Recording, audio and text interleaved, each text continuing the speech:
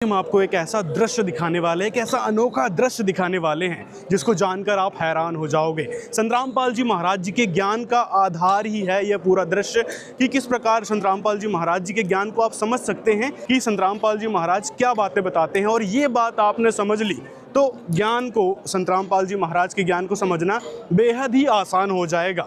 सबसे पहले हम आपको दिखाते हैं संत रामपाल जी महाराज जी ने जो अपनी सृष्टि रचना में बताया है। ये दृश्य जो आप देख रहे हैं ये सतलोक का है। मतलब सबसे पहले कबीर परमात्मा विराजमान थे। यहाँ बताया गया है कि जब परमात्मा के अतिरिक्त कुछ भी नहीं था तब अविनाशी परमेश्वर परम पुरुष कबीर साहिब जी असंख्य पंखुड़ियों वाले एक विशाल कमल के पुष्प पर विदेह यानी विलक्षण देह तेजोमय शरीर में अकेले विराजमान थे। ये पूरा दृश्य यहाँ बताया गया है। ये सृष्टि रचना में आपने सुना होगा संत रामपाल जी महाराज जी लगातार ये बातें बताते हैं। दूसरा दृश्य जो आप देख रहे हैं, यहाँ पर परमात्मा ने 4 लोकों का निर्माण किया, जिसमें पहला है अनामी लोक, अगम लोक, अलख लोक और सतलोक। ये नीचे वाला जो आप देख रहे हैं ये सतलोक है। यहाँ परमात्मा विराजमान है। इन चारों लोकों में परमात्मा ने किस प्रकार से अपना रूप धारण किया अगले दृश्य में यहाँ दिखाया गया है। सबसे ऊपर आप देख सकते हैं अनामी पुरुष के रूप में परमात्मा कबीर जी बैठे हैं अनामी लोक में। फिर अगम लोक में अगम पुरुष के रूप में बैठे हैं, अलख लोक में अलख पुरुष के रूप में और सत्य पुरुष के रूप में सतलोक में यहाँ कबीर परमात्मा बैठे हैं। आप स्पष्ट रूप से देख सकते हैं। और यही सृष्टि रचना संत रामपाल जी महाराज जी ने बताई है। आज तक किसी भी धर्म गुरु ने या फिर कथावाचक ने ये सारी बातें नहीं बताई है। सब अपनी अपनी गपोड़ पेलते हैं कि सृष्टि रचना ऐसी हुई थी वैसी हुई थी, लेकिन एक्चुअल में रियलिटी क्या है और सदग्रंथ हमारे क्या बताते हैं वो संत रामपाल जी महाराज जी ने डिकोड करके बताया है। सृष्टि रचना की 4 घंटे की पूरी वीडियो है, आप उसको देख सकते हैं। और प्रदर्शनी में आपको एक एक तथ्यों से रूबरू करवाएंगे कि किस प्रकार सृष्टि की रचना हुई थी। आपने ये देखा कि किस प्रकार कबीर परमात्मा ने 4 रूप धारण किए। और ये आप देख सकते हैं फिर शब्द शक्ति से सतलोक में 16 द्वीप और मान सरोवर की रचना की थी। ये पूरा दृश्य आप देख सकते हैं। कबीर परमात्मा ने ये सारी चीज़ बना दी। मतलब पहला आपने देखा कि कबीर परमात्मा अकेले थे, उसके बाद उन्होंने 4 लोक बनाए, फिर उसके बाद अपने 4 रूप बनाए, फिर 16 द्वीप और मान सरोवर की रचना की। और अब अगली तस्वीर आप देख सकते हैं, अगला दृश्य आप देख सकते हैं। कबीर परमात्मा जी ने अपने वचनों से, शब्द से 16 पुत्रों की उत्पत्ति की, जिनके नाम थे कुर्म, ज्ञानी, विवेक, तेज, सहज, संतोष, सुश्रुति, आनंद, क्षमा, निष्काम, जलरंगी, अचिंत, प्रेम, दयाल, धैर्य, योग, संतायन अर्थात योग जीत। ये 16 पुत्र कबीर परमात्मा ने फिर उत्पन्न किए, सृष्टि रचना में आता है। और फिर आगे आपको दिखाते हैं सृष्टि रचना की मुख्य कड़ी फिर आगे शुरू हो जाती है।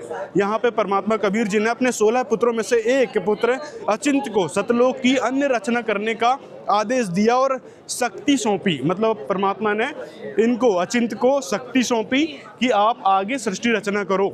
और फिर आगे आपको दिखाते हैं अचिंत ने अपनी सहायता के लिए अपने वचन यानी शब्द शक्ति से एक पुरुष, अक्षर पुरुष यानी परब्रह्म की उत्पत्ति की। यहाँ पर दोस्तों अचिंत ने, जो कबीर परमात्मा ने एक पुत्र को आज्ञा सौंपी थी कि आगे आप सृष्टि रचना करो इस सतलोक में, जो निचले वाला लोक था बेसिकली, तो वहाँ पर अचिंत ने फिर अक्षर पुरुष को उत्पन्न किया अपनी शब्द शक्ति से। यहाँ पर किसी प्रकार से माता से जन्म नहीं होता, यहाँ शब्द शक्ति से अचिंत ने अक्षर पुरुष को बनाया था सतलोक में ही। ये सारा सतलोक का दृश्य चल रहा है।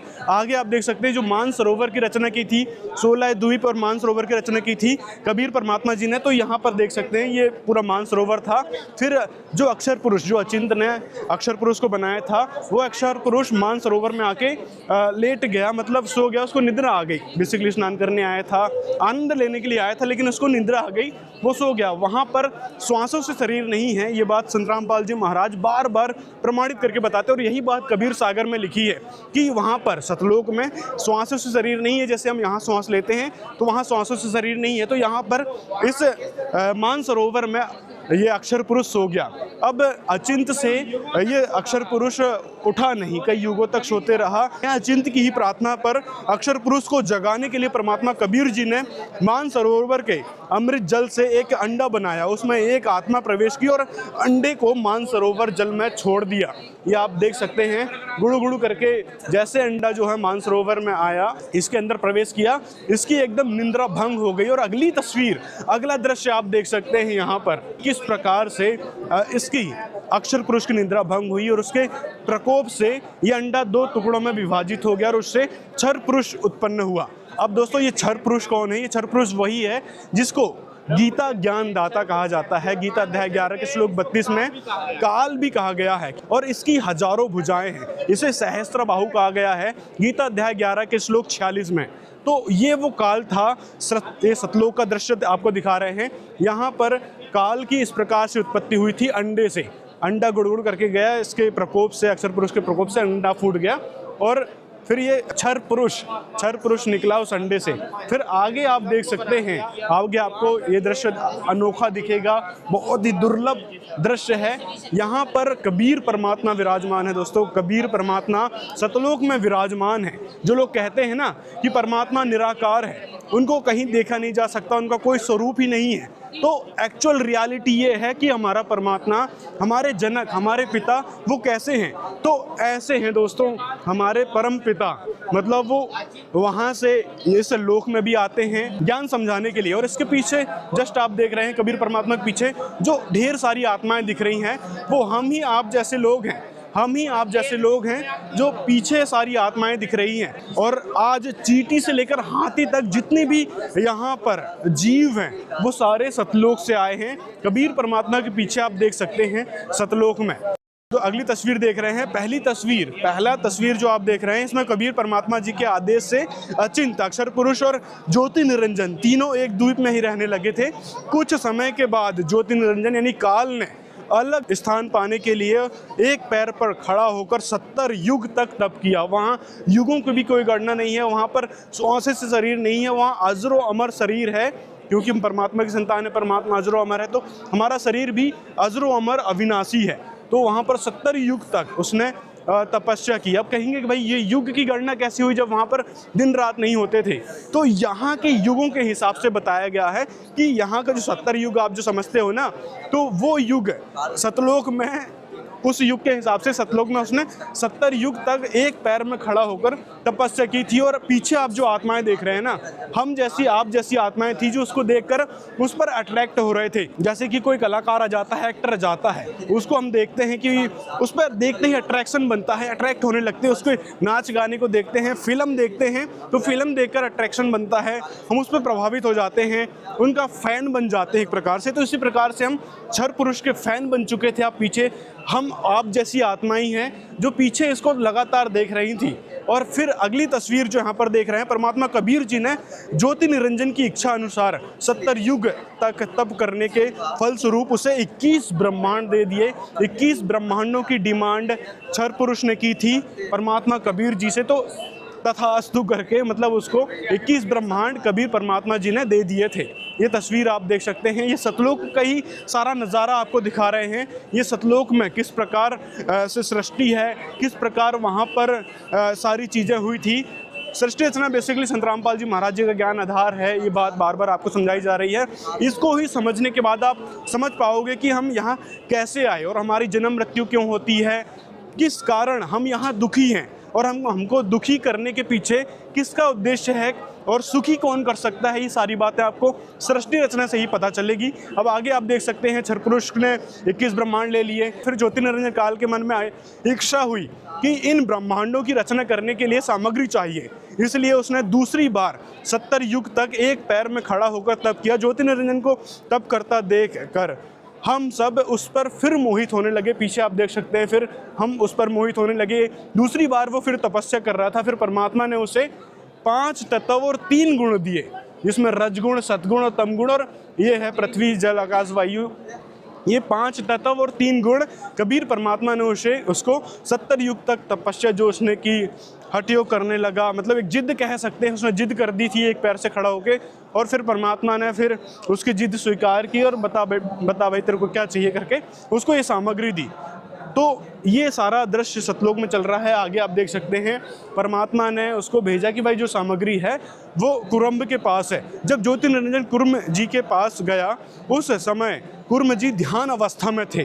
ज्योति निरंजन ने बिना किसी शिष्टाचार और प्रार्थना किए ही जबरदस्ती कुर्म जी का मुकुट उतारा, जिसके बाद उस मुकुट से 5 तत्व 3 गुण, रजगुण, सद्गुण, तमगुण निकले। ये आप पूरा तस्वीर देख सकते हैं किस प्रकार से ये रजगुण, सद्गुण, तमगुण और ये सारी चीज़ इस कुरम के शीश पर रखी थी वो निकली। अब आगे हम आपको दिखाते हैं, इसने झीना चपटी करके तो ये सारे 5 तत्व और 3 गुण ले लिए। आगे आप देख सकते हैं इसने फिर से तपस्या प्रारंभ कर दी, मतलब फिर से हठ योग करना शुरू कर दिया। 21 ब्रह्मांड की रचना करने के बाद ज्योतिर्निरंजन ने सोचा कि कुछ आत्माएं भी होनी चाहिए, अकेले का मन नहीं लगेगा, इसलिए ज्योतिर्निरंजन काल ने तीसरी बार 64 युग तक तप किया। एक पैर पर खड़ा होकर इसने 64 युग तक फिर तप किया, मतलब तीसरी बार ये तप देखने को मिलेगा आपको। आत्माओं को पाने के लिए, हम जैसी आप जैसी जो आत्माएं थी उनको पाने के लिए कि मैं अपने जो 21 ब्रह्मांड हैं, जिसको 3 गुण 5 तत्व मिल रखे हैं, उसके ज़रिए वहाँ पर खेला करेगा जो भी है। तो इसके लिए इनने आत्मा भी मांगी कि हम वहाँ घुमा फिरा करेंगे। लेकिन अब ये जो गुण है ना, जो 5 तत्व 3 गुण हैं, ये इस पर हावी होने लगे, क्योंकि इसको स्वाभाविक रूप से तो दिए नहीं गए थे, इसने ज़बरदस्ती लिए थे। तो ये गुण इन पर हावी होने लगे, इस क्षर पुरुष पर हावी होने लगे, जिस कारण इसने आगे बहुत सारे कुकर्म किए और इस कारण हम आगे दुखी होते हुए आ रहे हैं। और किस प्रकार इस पर ये गुण हावी हुए हैं, अगर ये सच में प्रार्थना करके शिष्टाचार पूर्वक ये सामग्री मांगता और कुर्म जी उसको देते तो एज इट इज़ हम सतलोक में ही रहते, वहाँ पर परमात्मा भी हमारे साथ होते, वहाँ सब कुछ होता। लेकिन इसने वहाँ शिष्टाचार भंग किया और ज़बरदस्ती ये सामग्री छीनी, इस कारण फिर ये सारे गुण इसके कंट्रोल से बाहर हो गए और इस पर हावी होने लगे, और इसी कारण इसने ये आगे सारी करामात की है। आपको आगे दिखाते हैं। फिर आगे आप देख सकते हैं, इस 64 युग तप करने के बदले कबीर परमात्मा से इसने प्रार्थना की कि मुझे कुछ आत्माएं दे दो परमात्मा जी। लेकिन परमात्मा जी ने कहा कि सभी प्रिय हंस आत्माएं मेरा अंश है, मैं उन्हें किसी भी तप जप साधना के प्रतिफल में नहीं दे सकता।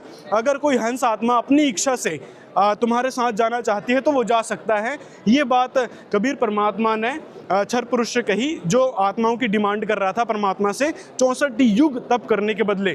तो कबीर परमात्मा ने स्पष्ट रूप से मना कर दिया, लेकिन ये भी कह दिया, ऑप्शनल दे दिया कि भाई जो आपसे अट्रैक्टेड हैं कबीर परमात्मा, क्योंकि उस समय भी चेताया करते थे कि आप इसकी ड्रामेबाजी को मत देखो, बार बार चेताया करते थे। लेकिन कुछ आत्माएं हैं हम जैसी समझ नहीं पाई परमात्मा के उस संकेत को।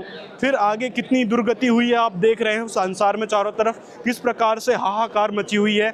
आगे आप ये देख सकते हैं, कबीर परमात्मा और क्षर पुरुष हम जैसी आत्माओं, आप जितने भी ये हाथी से लेकर चींटी तक जितने भी जीव जंतु हैं, पेट शरीर के अंदर जितने भी जीव जंतु हैं, सभी आत्माएं सतलोक में थी। हमारे सामने ये क्षर पुरुष और परमात्मा जी आए, उन्होंने कहा कि भाई हाँ भाई बताओ कौन कौन आत्माएं हैं जो इस क्षर पुरुष के साथ जाना चाहती हैं। अब जो 70 युग तक और 64 युग तक इसने तप किया था ना, उसको तो हम देख रहे थे कि देखो ये कितना तपस्या कर रहा है और क्या क्या चीज़ सामग्री ले ली, तो उस पर हम अट्रैक्ट होने लगे थे। जिस प्रकार अभी एक्टर पे अट्रैक्ट होते हैं, हीरो हीरोइंस पर अट्रैक्ट होते हैं, उसी प्रकार हम इस पर अट्रैक्ट हो गए। हमारे लिए हीरो बन गया था, तो हम सब इसके साथ जाने के लिए उत्सुक हो गए। और फर्स्ट जो आप आत्मा देख रहे हो, उसने हाथ खड़ा किया था, पहली इसने आत्मा ने हाथ खड़ा किया था। इसकी देखा देखी आगे आप देख सकते हैं, हम सभी ने हाथ खड़ा कर दिया कि भाई हम भी जाना चाहते हैं इस क्षर पुरुष के साथ। तो परमात्मा की दृष्टि से हम पहले ही गिर चुके थे, क्योंकि परमात्मा का कहना, परमात्मा के आदेश, परमात्मा के संदेश, संकेत को हमने समझ नहीं पाए थे।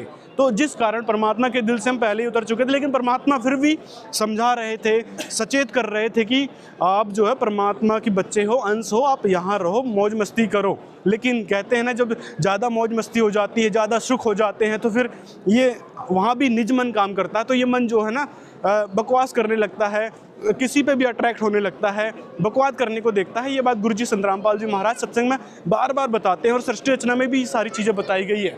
आगे आप देख सकते हैं, जो सबसे पहले जिसने हाथ खड़ा किया था ना, उसको तो एक स्त्री रूप में बना दिया। और स्त्री रूप, अब ये भी कहेंगे भाई परमात्मा ने उस आत्मा को स्त्री रूप क्यों बनाया, एक पुरुष का रूप बना भी सकते थे। पुरुष का रूप बनाते तो यहाँ पर ये सारी चीज़ें होती नहीं, हम दुखी नहीं होते। तो कारण था कि कबीर परमात्मा ने इस क्षर पुरुष की परीक्षा लेनी थी कि ये सतलोक में रहने लायक भी है या नहीं, या फिर इसके अंदर जो 3 गुण 5 तत्व है वो ज़्यादा ही हावी हो चुके हैं, उसको कंट्रोल ये कर सकता है या नहीं कर सकता। इसको देखने के लिए कि उस आत्मा को स्त्री रूप में बनाया, जो आगे चलकर प्रकृति देवी दुर्गा इस नाम से प्रसिद्ध होगी। आगे आपको और दिखाते हैं तो ये चीज़ आपको क्लियर होगी कि भाई स्त्री का रूप क्यों बनाया था, पुरुष का रूप भी बना सकते थे। ये बात हर किसी के मन में रहती कि भाई कबीर परमात्मा ने स्त्री रूप क्यों बनाया, उसका तो भाई आप कबीर परमात्मा जो है पुरुष का रूप बना सकते थे। तो ये क्लियर हो गया होगा कि परीक्षा लेने के उद्देश्य से कबीर परमात्मा ने उस आत्मा को स्त्री रूप में बनाया। देवी दुर्गा जी का सुंदर युवा शरीर देखकर ज्योति निरंजन काल प्रकृति देवी यानी देवी दुर्गा जी के साथ अभद्र गतिविधि करने लगा। ये अभी अभद्र गतिविधि क्यों करने लगा, कि उसका कारण था वो जो 3 गुण है ना वो इस पर हावी होने लगे, इसके कंट्रोल से बाहर होने लगे थे। तो उसके कारण ये फिर अभद्र हरकतें करने लगा देवी दुर्गा के साथ। मतलब ये वही हंस आत्मा जिसने पहली बार हाथ खड़ा किया था और अब यहाँ पर रो रहा है कि भाई देखो ये क्या क्या बनी मेरे साथ। आगे आप देख सकते हैं ये देवी दुर्गा जो है उसके पेट में चली गई फिर कि किसी प्रकार से तो बचाव हो, इस दुष्ट से कैसे बचा जाए। तो फिर परमात्मा से ये अंदर आप देख सकते हैं उसके पेट के अंदर रह के और प्रार्थना कर रही है परमात्मा से वो आत्मा कि परमात्मा मुझे बचाओ। लेकिन परमात्मा की नज़र से तो हम गिर चुके थे, क्योंकि बार बार संकेत करने के पर भी, परमात्मा के बार बार मना करने पर भी हम इस पर अट्रैक्ट होने लगे और हाथ भी खड़ा कर दिया परमात्मा के सामने इसके साथ जाने के लिए। तो अपनी रक्षा के लिए देवी दुर्गा जी ने वहाँ परमात्मा से गुहार लगाई। परमात्मा जोग जीवित के रूप में आए और उस आत्मा को फिर बाहर निकाला। यहाँ पर आप देख सकते हैं किस प्रकार से अगला दृश्य यहाँ देख सकते हैं कि किस प्रकार से फिर वो आत्मा रो रही है। ये क्षर पुरुष है, ये जोगजीत के रूप में स्वयं कबीर परमात्मा आए हुए थे और इन दोनों को फिर यहाँ से निकालने का आदेश दे दिया कि भाई तुम निकलो यहाँ से। परमात्मा कबीर जी ने अपने पुत्र जोगजीत के रूप में ज्योति निरंजन की इस अभद्र हरकत के कारण ज्योति निरंजन देवी दुर्गा को 21 ब्रह्मांड सहित सतलोक से निष्कासित कर दिया और तभी से ज्योति निरंजन का नाम काल पड़ गया। इसके बाद इसका नाम काल पड़ गया। आप आगे देख सकते हैं सतलोक से परमात्मा ने जोगजीत के रूप में इनको 21 ब्रह्मांड सहित वहाँ से निष्कासित कर दिया। कहाँ से? सतलोक से, कि तू यहाँ रहने लायक नहीं है। 16 शंख कोस दूर इस को भेज दिया, 21 ब्रह्मांडों को, काल को, दुर्गा को, इसको 16 शंख दूर भेज दिया सतलोक से। यहाँ से आपको दोस्तों रोना आना चाहिए कि किस प्रकार हम कबीर परमात्मा के सतलोक में रहते थे और किस प्रकार हमने गलती की और आज इस दुख भरे स्थान पर हम रह रहे हैं। परमात्मा को भुला चुके थे, परमात्मा से हम मोह हटा चुके थे, परमात्मा का कहना नहीं मान रहे थे। इस कारण परमात्मा ने दुखी होकर हमको वहाँ से निकालना पड़ा। तो परमात्मा की तो हम अंश आत्मा थी, परमात्मा के हम अंश थे, हंस थे। वहाँ पर अपने बच्चे कितने प्रिय होते हैं एक पिता को, वो आप खुद समझ सकते हैं।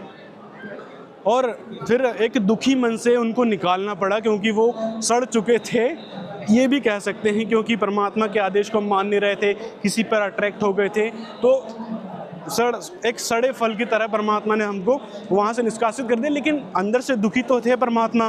तो परमात्मा दुखी होने के कारण फिर हमको बार बार यहाँ समझाने के लिए आते हैं। हर युग में, सतयुग में सत्सुकृत गए टेरा, त्रेता नाम मुनिंदर मेरा, द्वापर में करुणा में कहाया और कलयुग नाम कबीर धराया। हर युग में परमात्मा बार बार अपनी आत्माओं को समझाने के लिए आते हैं, वापस सतलोक ले जाने के लिए आते हैं। अब आपको आगे हम दिखाते हैं इस दृश्य में सृष्टि रचना में कबीर परमात्मा ने, संतराम पाल जी महाराज जी ने जो स्पष्ट रूप से कबीर सागर में लिखा है, संतराम पाल जी महाराज जी ने सत्संग में बताया है।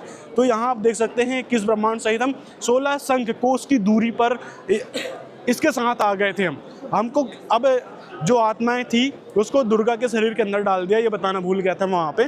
तो दुर्गा जी के शरीर के अंदर हम सबको डाल दिया था, बीज रूप में स्थापित कर दिया था कि दुर्गा जी शब्द शक्ति से हम सबको उत्पन्न कर सकती थी वहाँ जाकर। और ये बात उस समय बताई भी गई थी कि शब्द शक्ति से आप इसको बोल देना, ये कितने भी जीव उत्पन्न कर देगी, जितनी आपकी डिमांड हो, जितना आपकी ज़रूरत हो उस हिसाब से। फिर आगे आप देख सकते हैं सतलोक से निष्कासित होने के बाद ज्योति निरंजन काल का रूप बदल गया। मतलब वहाँ पर कितना सुंदर रूप था उसका आप देख सकते हैं, और यहाँ आने के बाद उसका पूरा रूप ही बदल गया। उसके बाद 21 ब्रह्मांडों की सृष्टि रचना का संचालन के लिए 3 गुण, श्री ब्रह्मा जी, श्री विष्णु जी और श्री शिव जी की उत्पत्ति की, उन्हें अचेत कर दिया, उनको अचेत अवस्था में रखा गया है। तो ब्रह्मा विष्णु महेश के माता पिता कौन है, यहाँ से आपको स्पष्ट होगा, जो संतरामपाल जी महाराज जी ने प्रमाणित करके बताया है। यहाँ तक कि देवी भागवत महापुराण में भी इसका प्रमाण मिलता है, और भी ढेर सारे पुराण हैं।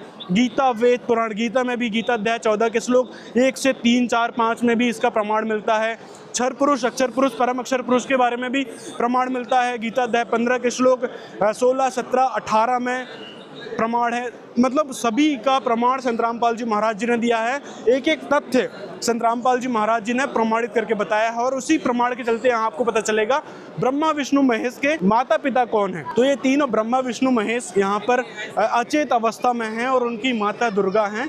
पिता ये ज्योति निरंजन है, जिसे क्षर पुरुष कहते हैं, और गीता में इसको काल भी कहा गया है। अपने आप को काल उसने बताया है।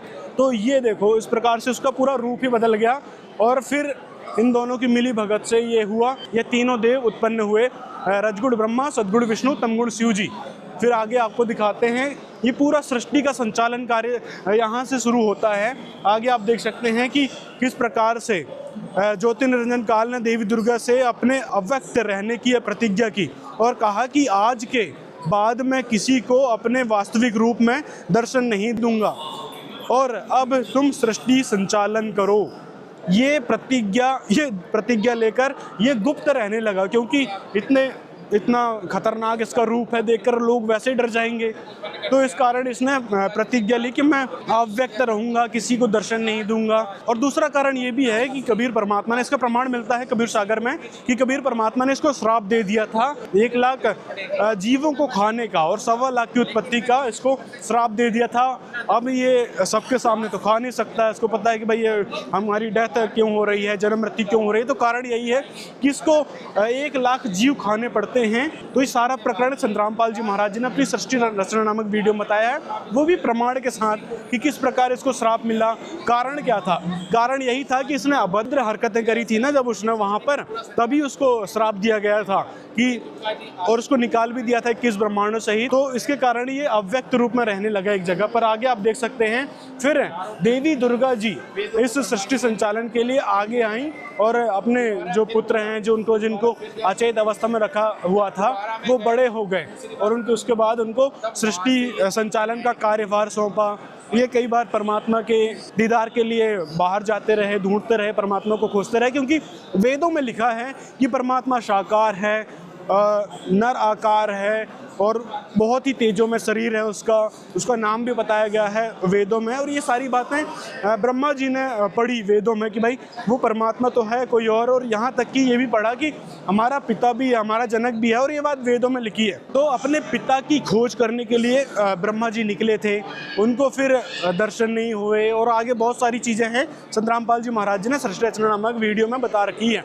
आगे आपको दिखाते हैं, संचालन के लिए तीनों विभाग इनको सौंपे। रजगुण श्री ब्रह्मा जी को दे दिया, सदगुण विष्णु जी को दे दिया, और तमोगुण शिव जी को दे दिया।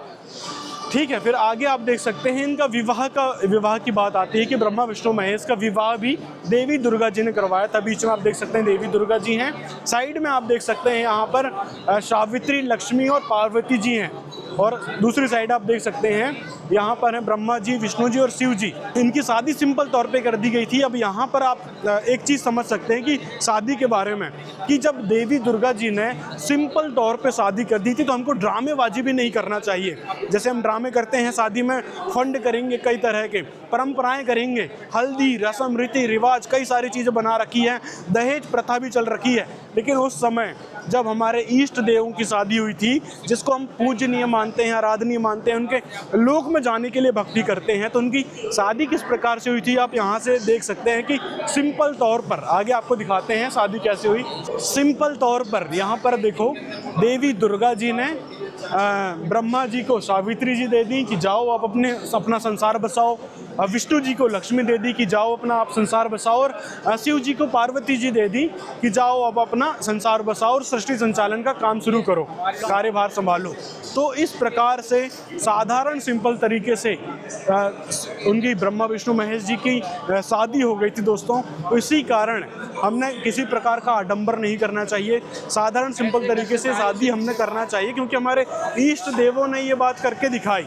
और साथ में आपको ये चीज़ पता चली इस पूरी सृष्टि रचना से कि किस प्रकार हम यहाँ पर फंसे हुए हैं, कैसे हम सतलोक से यहाँ पे आए हैं, क्यों हमको दुख झेलना पड़ रहा है। ये पूरी बात आपको इस सृष्टि रचना से समझ आ गई होगी, जो संत रामपाल जी महाराज जी ने स्पष्ट रूप से बताया है, प्रमाण के साथ बताया है कि हम किस प्रकार से अविनाशी परमात्मा के लोक में रहते थे, परमात्मा किस प्रकार से थे, परमात्मा ने किस प्रकार से चार लोक बनाए, फिर अपने 4 स्वरूप बनाए, फिर उसके बाद 16 द्वीप बनाए, फिर मानसरोवर की रचना की, उसके बाद 16 पुत्रों की उत्पत्ति की, फिर हम सभी असंख्य आत्माओं की उत्पत्ति की। तो सारी चीज़ सृष्टि रचना में संत रामपाल जी महाराज जी ने प्रमाणित करके बताए हैं। तो ये थी सृष्टि रचना की छोटी सी झलक जो यहाँ पर दर्शाई गई है, और इससे आप समझ सकते हैं कि संत रामपाल जी महाराज जी का ज्ञान कितना ऑथेंटिक है, कितना प्रमाणित है। आज तक ये सारी बातें किसी भी धर्मगुरु ने हमको नहीं बताई हैं। और ये बात संत रामपाल जी महाराज जी ने कबीर सागर, पवित्र वेद, गीता, वेद पुराण सभी ग्रंथों से प्रमाणित करके दिखाया है कि कबीर परमात्मा कौन है और किस प्रकार से हम उत्पन्न हुए हैं, हम किस प्रकार से यहाँ दुखी हो रहे हैं, ब्रह्मा विष्णु महेश का कार्यभार किस प्रकार से सौंपा गया है, उनकी उत्पत्ति कैसे हुई है, उनके माता पिता कौन हैं, सारी डिटेल सृष्टि रचना में बता रखी है। तो यहाँ से आप समझ सकते हैं कि हमने किसकी भक्ति करना चाहिए। हमको भक्ति उसी की करना चाहिए, उस पूर्ण परमात्मा की, जिसके बारे में गीता अध्याय 17 के श्लोक 23 में लिखा है, जो मंत्र बताया गया है, ओम तत्सत इति निर्देश ब्रह्मणे त्रिपदे समर्थ। तो वह ओम तत्सत जो मंत्र है उसी सच्चिदानंद घन ब्रह्म का मंत्र बताया गया है। उसी सच्चिदानंद घन ब्रह्म की शरण में हूँ। गीता ज्ञानदाता भी कहता है गीता 15 के श्लोक 4 में कि मैं खुद उस परमात्मा के अधीन, उस परमात्मा की शरण हूँ। मतलब गीता ज्ञानदाता कौन है? काल ब्रह्म है, जो गीता अध्याय 11 के श्लोक 32 में स्पष्ट करता है कि मैं बड़ा हुआ काल हूँ। और वह खुद कह रहा है कि मैं खुद उस परमेश्वर के शरण हूँ। और पर शरण में होने की क्या है कि भाई वो सतलोक से आया है तो उसकी शरण था। तो ये सारी चीज़ें डिटेल में जानकारी संत रामपाल जी महाराज जी ने बताई है अपने सत्संग प्रवचनों में, और भी डिटेल में जानने के लिए आप उनके सत्संग जरूर सुने। और ये सृष्टि रचना वीडियो है, इसको देखें, प्रमाण भी मिलेंगे आपको कि कहाँ क्या प्रमाण है। और जो पुस्तक में लिखा है, जो हमारे ग्रंथों में लिखा है, वो ऑथेंटिक माना जाता है, ना कि लोकवेद जो सुनी सुनाई बातें हैं उसको हमने नहीं स्वीकार करना चाहिए। प्रमाणित बातें स्वीकार करो और पूर्ण परमात्मा की भक्ति हमने करना चाहिए। ये तो डमी गॉड बताए गए हैं, ये खुद ब्रह्मा विष्णु महेश काल ब्रह्म दुर्गा जी के अधीन है, दुर्गा जी काल ब्रह्म परमात्मा के अधीन है। परमात्मा की हमने भक्ति करना है। मिलते हैं अगले वीडियो में।